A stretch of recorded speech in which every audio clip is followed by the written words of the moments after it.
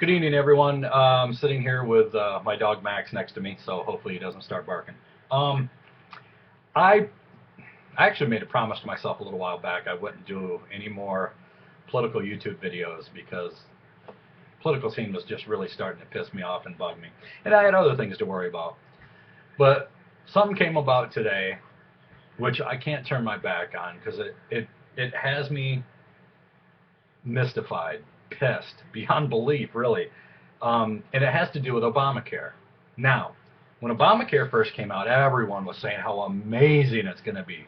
Finally, health care for everyone. We're going to have the best health care in the world, and it's not going to cost you anything. Obama's got your back. It's the best health care in the world. Well, then people started going, wait a second, according to this, I get fined if I don't accept Obamacare. No, no, that's not the case. Then we find out it's true. Democrats want it passed, and who was it, Pelosi, who said, well, you know, you have to pass the bill before you know what's in it. Um, Pretty sure that was Obamacare, she said. Now, here's the problem I have with it right now, is that this is supposed to be the end-all be-all, the greatest health care in the world. Everyone's going to be taken care of. But we do find out that not only will you be fined if you don't take free health care, but companies around the country are now laying people off, reducing them to part-time because they can't afford what's coming in Obamacare. A friend of mine likes to go to the store Menards. They sell a lot of products made in the United States, most of them, I believe, and they actually closed a local store. What was Menard's reason behind it? Obamacare. I thought that was a joke at first. Then I started looking up all these companies that are laying off. They're freezing their hiring. They're making people part-time so they don't have to incur this horrific penalty for not putting all their people into Obamacare. Now, what does that mean for other insurance companies? Not really sure yet, because let's be honest, no one really knows.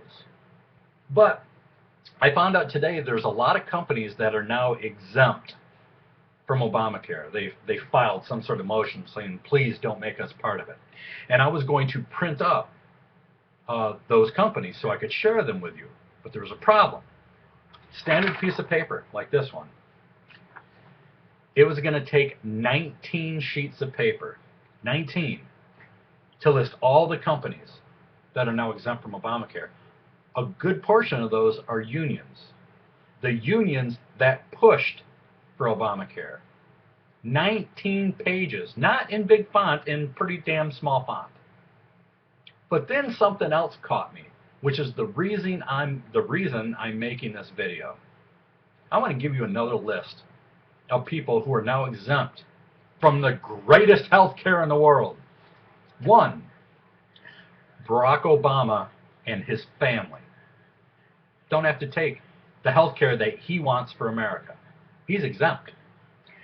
Congress, families of Congress, and the congressional aides and their families, all exempt. That way they get to keep their, what really is the best health care in the world that they get. I'll get to that in a second. The Senate and their families, and the aides and their families, all exempt. They're exempt. They don't have to take Obamacare. Justice Department and their families, nope, they're exempt. The Supreme Court and their families, 100% exempt.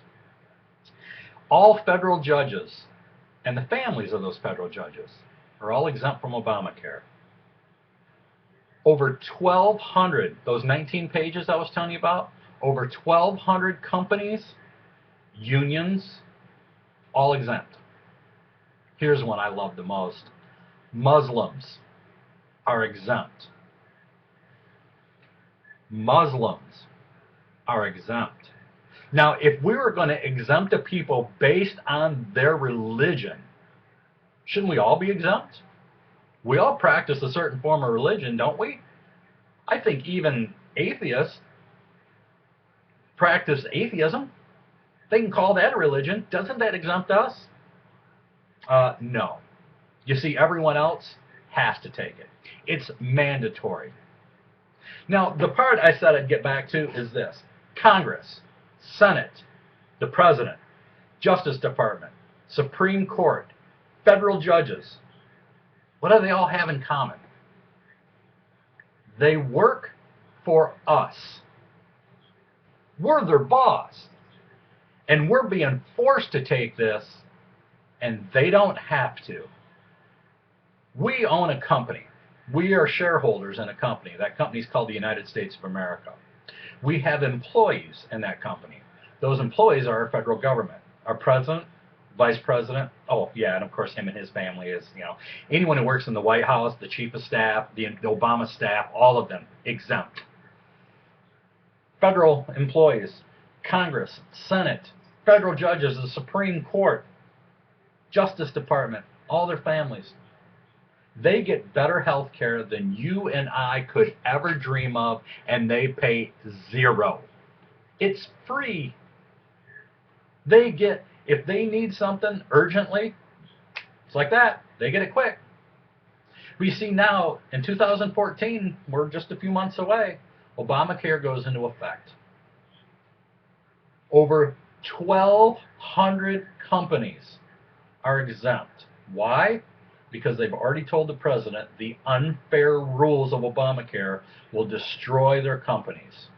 These aren't little mom and pops. These are major companies, airlines, businesses, retail giants, that type of thing. But they're also supporters of President Obama.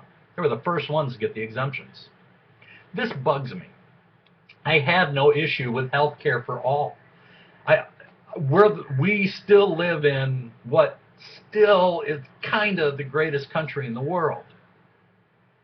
And we're being told that we have to take medical care that may be substandard from what we already have. And if we choose not to take it, we have to pay a fine.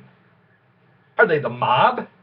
Here's a little sample of a product. No, I don't want that. Well, then I'll break your legs. Here's free health care. No thanks, I'll stick with what I have. Well, then you pay a fine. That's what it is.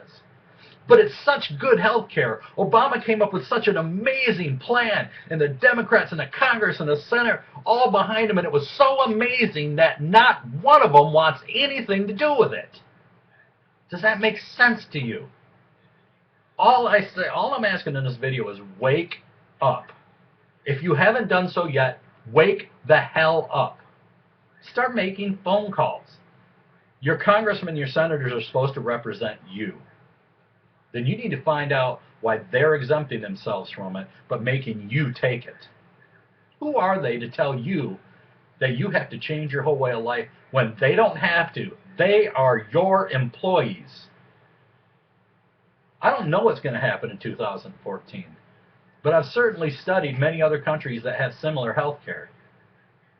Ironically, their leaders come to America to get surgical procedures done. Why?